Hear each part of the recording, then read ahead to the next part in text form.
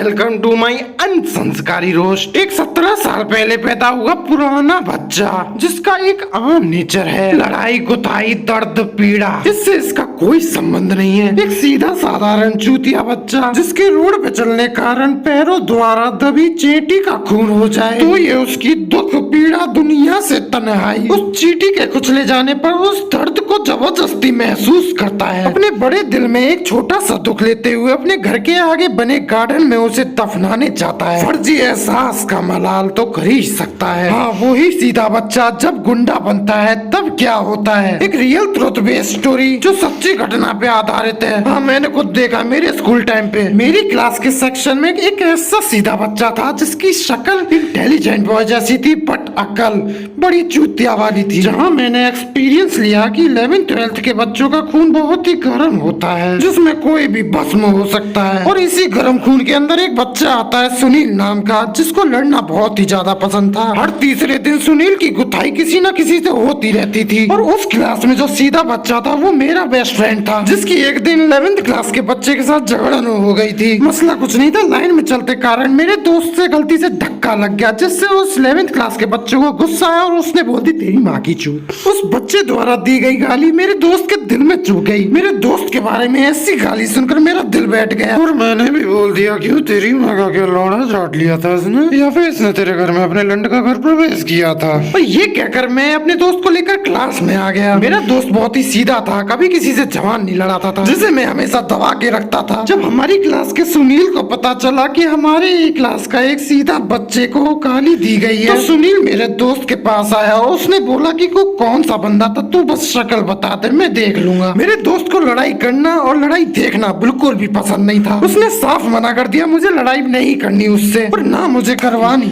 माँ बाप ने पढ़ने के लिए भेजा है, पढ़ेंगे लिखेंगे कुछ बनेंगे, माँ बाप का राशन नाम करेंगे, थोड़ी इज्जत कमाएंगे, दुनिया में बहुत कुछ है, इस लड़ाई गुथाई में कुछ नहीं है। तो आज मेरे साथ चलो और मेरे साथ हाथ उठाओ, आज के बाद कभी लड़ाई नहीं करेंगे, अपने माँ बाप को प्राउड फील कराएंगे। गांधी जी ने कहा था एक गाल पे थप्पड़ मार दे तो दूसरा गाल आगे कर दो। चलो बोलो मेरे साथ जय गांधी जी। मिडिल तुझे पता है कौन सा था वो भूसड़ी वाला? मैंने बोला कि हाँ वो रघु बेटा भूसड़ी होते वो शक्ल देख मारो सुअर को। हमारी पूरी 12th क्लास उस 11th क्लास के बच्चे की ओर जाने लगी। यही सब देख मेरे सीधे बेस्ट फ्रेंड ने कहा अरे भूसड़ी का अजीब जबरदस्ती लड़ाई करवा रहे। जब उन 60 बच्चों के थप्पड़ उस 11th क्लास के एक बच्चे को लगे तो वहाँ अखंड भीड़ इकट्ठा होने लग गई। जहाँ उस बच्चे के लात घुसे पड़ रहे थे वहीं एक तरफ से एक्स्ट्रा थप्पड़ भी पड़ रहे थे थर्ड पार्टी की तरफ से, उसी की क्लास के उसी के फ्रेंड हमारी क्लास के बंदों को ज्वाइन करके अपने दोस्त को मार रहे थे। उस बच्चे की हद से ज्यादा जुदाई होने के बाद सारे बच्चे 1 घंटे बाद प्रिंसिपल ऑफिस में होते हैं। किसने मारा इस बच्चे को? सुनील सिन्हा थान के बोला मैंने मारा।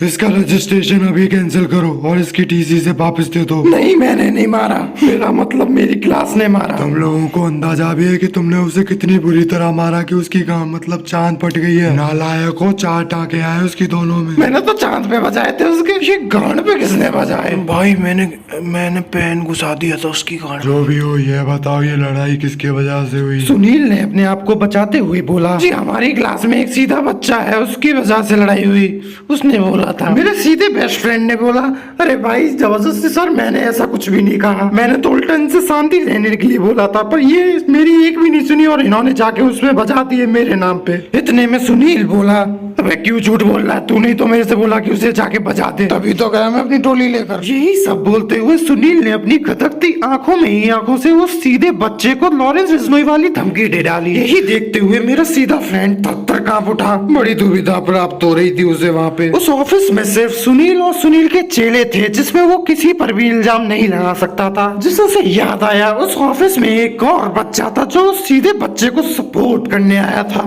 बहन का लौड़ा में क्यों गया उस ऑफिस में? उसने अपने आप को सुनील और उसके चेलों को बचाने के लिए उसने मेरे को प्रेफर करना ज्यादा ठीक लगा। सीधा बच्चा अपने बचाव में बोला अबे बाबली गांड मैंने तुझसे नहीं बोला, मिडिल एज ने तुझसे बोला था। एजर की वजह से हुआ सर। मेरे सीधे साधे बेस्ट फ्रेंड ने अपने आप को बचाने के लिए मेरा नाम ले लिया। मैंने अपने सीधे बेस्ट फ्रेंड को घूरते हुए बोला वाह दिखा दी तूने दोस्ती, तुम तो गांड मनवाने की जगह गांड मार रहे हो हमारी। मेरी ऐसी फर्जी इमोशनल बातें सुनते हुए मेरे दोस्त को बहुत ही बुरा लगा। अंदर से उसे धक्का लगा कि वो मुझे खो ना दे, तो इसलिए उसने सारा इल्जाम अपने ऊपर ले लिया। सर हाँ, मैं गया था मारने उसे। उस सीधे बच्चे को अपने ऊपर इल्जाम लेते हुए देख सुनील ने भी अपने आप को बचाने के लिए उस पर सारे इल्जाम डाल दिए अपने वाली। सर मैंने इसे अपनी आंखों से देखा, मैं इसका जिंदा प्रूफ हूँ। और सिर्फ यही नहीं, 5 मीटर दूरी पर पश्चिम की साइड 2 फुट 4 इंच की ईंट थी, जिसे इसने उठा के उस बच्चे के हेड सेंटर पे मारा, जिससे उसकी 1.4 mm का फोर्स प्रोड्यूस हो, जिससे उसकी मौत ना हो, घायल ज्यादा हो। सुनील के मुंह से ये सब सुनते हुए मैंने धीरे से बोला, क्या उसकी गंड के पास खड़ा हुआ था जो इतनी गहरी। तू चुप रह। हाँ भाई सीधे तू बता। उसकी ये बात सुनते हुए सीधे बच्चे ने बोला, हाँ मैंने ही मारा था उसे। हाँ, ये इल्जाम जब सीधे बच्चे ने अपने ऊपर ले लिया तो सारे बच्चे अपने इल्जाम को उसके ऊपर डालने लग गए। और वो पेन जो था वो आप ही ने उठा के गांड में डाला था ना? हाँ मैंने ही डाला था।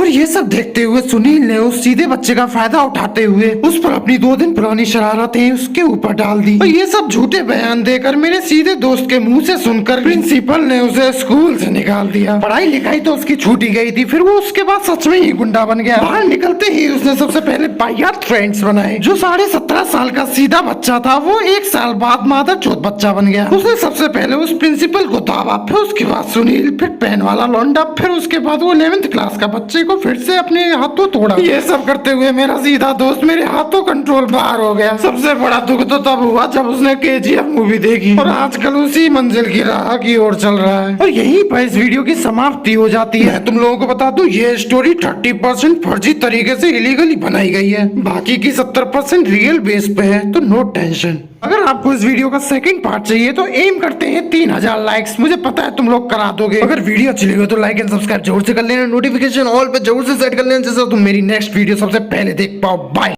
मैं बोलू उनसे चैन से जो ना देखे वीडियो ढंग से मैं लेकर कलेक्ट आई।